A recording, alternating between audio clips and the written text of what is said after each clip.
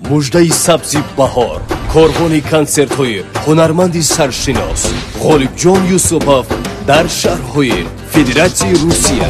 Инак бахшида ба Наврӯзи аҷаб санаи 16 март соати 18 дар тарафхонаи Жемчужин шаҳри Сургут, 18 март соати 19 дар шаҳри Новосибирск ресторан Девичья башня, 20 март соати 19 шаҳри Самара, Алма-Атинская улица 200 кафе Беркут, ба 21 март шаҳри Санкт-Петербург, Лесной проспекта 48 ресторан «Исчадна ночь».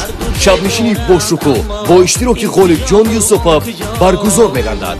дар шабнишинӣ шуморо суруду таронаҳои наву дилнишин интизор аст. ҳамаи шумо ҳамватанони азизро ба базми тоҷикона бо аҳли оила сидқан даъват менамоем. Ғолибҷон Юсупов бо худ бӯи ватан меорад.